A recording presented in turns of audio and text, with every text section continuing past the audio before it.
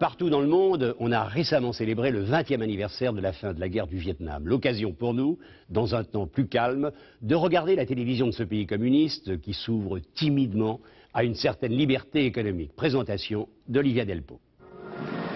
Hanoï, tôt le matin. Un quart déverse une partie des 650 employés de la télévision d'État vietnamienne VTV1, miroir d'un pays en pleine mutation, mais une télé encore très dépendante de l'État. En guise de barrière, un bambou se lève pour laisser passer un des rares véhicules, celui de la direction. La plupart arrivent à vélo, en Solex ou scooter. Comme Vu Kim Thien, présentatrice depuis 20 ans. À 50 ans, elle est une grande vedette au Vietnam et vient de recevoir le titre très honorifique d'artiste émérite.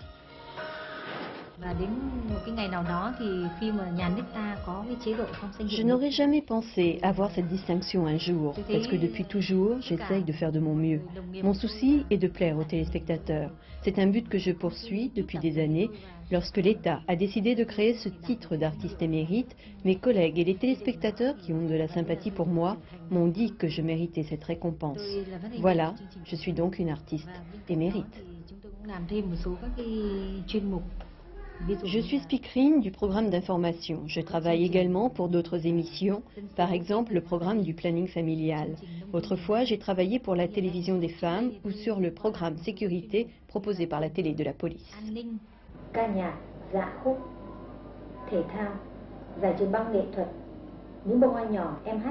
Sept à 10 heures de programme sont produits chaque jour. 2 grands studios sont réservés aux variétés.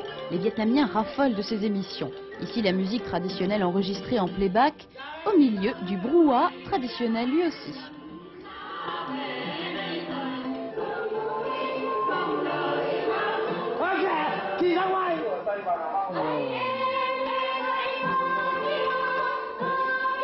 Les décors sommaires en carton pour la plupart sont faits sur place, dans l'enceinte de la télévision.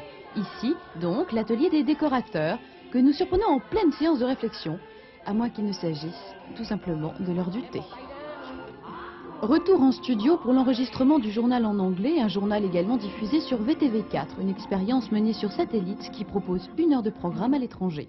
Good evening and welcome to the evening news. President of the Korean La France a laissé quelques traces au Vietnam et justement, nous sommes ici dans la salle de rédaction du journal en français, un journal quotidien de 10 minutes diffusé à 22h30 sur tout le territoire vietnamien. Ça se passe dans une cathédrale. La télévision touche un potentiel de 30 millions de téléspectateurs pour une population totale de 72 millions d'habitants. Les présentateurs se fardent à outrance, ils se trouvent laids et évitent les plans serrés. Dernière retouche avant le grand journal de 19h, enregistré 2 heures à l'avance. Tout un symbole, ce modèle de lampe verte était sur le bureau du président Ho Chi Minh. Elle se retrouve dans toutes les administrations d'État. Le journal de 19h, c'est une demi-heure d'infos vietnamiennes et internationales provenant de CNN et CFI. En régie de diffusion, comme à tous les postes, ce sont les femmes qui travaillent. La télévision existe depuis 21 ans. À cette époque, les hommes étaient à la guerre. Le personnel aujourd'hui encore féminin est surveillé attentivement par le chef. Moment sacré, celui de la paye, les bons comptes font les bons amis. Le salaire moyen est de 250 francs par mois, sans compter les primes nombreuses qui doublent pratiquement le salaire. D'autre part, il faut savoir que le logement, la sécurité sociale, les transports et les repas sont fournis par la télévision. Les femmes, toujours elles, tirent des câbles qui vont du studio des variétés dites légères au car régie, reprise en playback de morceaux modernes et populaires sous la baguette exigeante du réalisateur.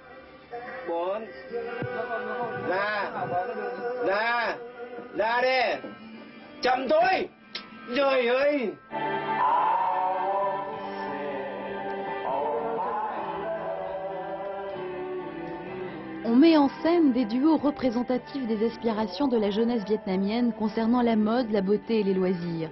Et ici, on aime la musique et la danse, à tel point que la télévision organise des cours pour le personnel.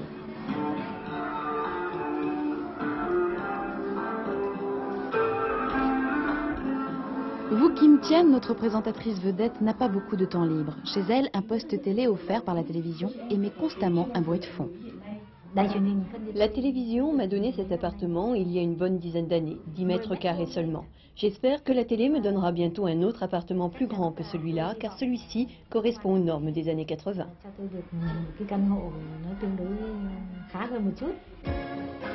Bientôt, Woo Kim-tien devra partir à la retraite. Cela la rend triste.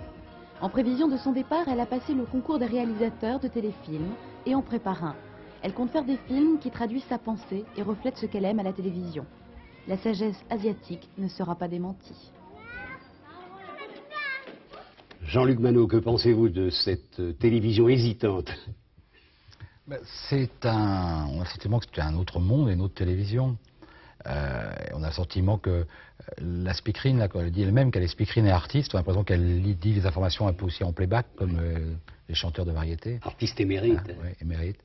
Je pense que ce qui sera bientôt émérite, c'est le vent de liberté qui a balayé tout dans cette partie du monde et qui va rentrer sans doute un jour à la télévision vietnamienne. Parce que nous parlons toujours des grandes télévisions, mais ces télévisions-là existent, ont du mal d'ailleurs à exister. Ouais, je crois d'ailleurs